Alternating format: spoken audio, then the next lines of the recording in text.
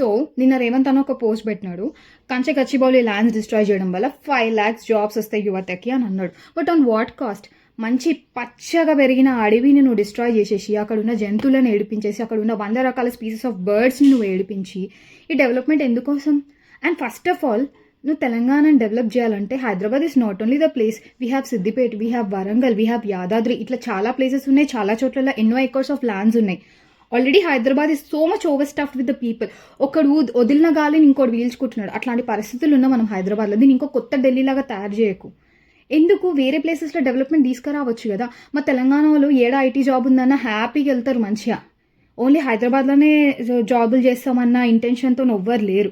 నువ్వు ఇంకో చోట ఐటీ సెంటర్ తీసుకురా, ఎంత హ్యాపీగా వెళ్తారు. కొత్తగా ఆలోచించవచ్చు కదా. ఆల్రెడీ స్టఫ్ అయిపోయిన హైదరాబాద్లోనే మళ్ళీ చెట్లన్నీ నరికేసి ఆడనే ఇంకో ఐటీ సెంటర్ పెట్టి ఎందుకన్నా? ఇప్పటికే ట్రాఫిక్ ఎట్లుంటుంది తెలుసా అసలు? హైటెక్ సిటీ గచ్చిబౌలి పోయే రోడ్లో అర్ధగంటలో పోవాల్సింది గంటన్నరకు పోతున్నారు జనాలు. షిఫ్ట్ 7 o'clock షిఫ్ట్ అయితే ఇక్కడ 4 o'clock నుంచే బయలుదేరుతారు. అట్లుంది పరిస్థితి. నువ్వు ఇంకా ఇంకా ఇంకా డెవలప్మెంట్ తీసుకొని వచ్చి ప్రజలను ఇబ్బంది పెట్టుడు తప్ప దీనివల్ల ఒరిగేది ఏం లేదు. నువ్వు నిజంగా తెలంగాణ కోసం కృషి చేయాలనుకుంటే, తెలంగాణను డెవలప్ చేయాలనుకుంటే, ఒక హైదరాబాద్ వదిలేసి మిగిలిన స్టేట్స్లో డెవలప్మెంట్ తీసుకురా.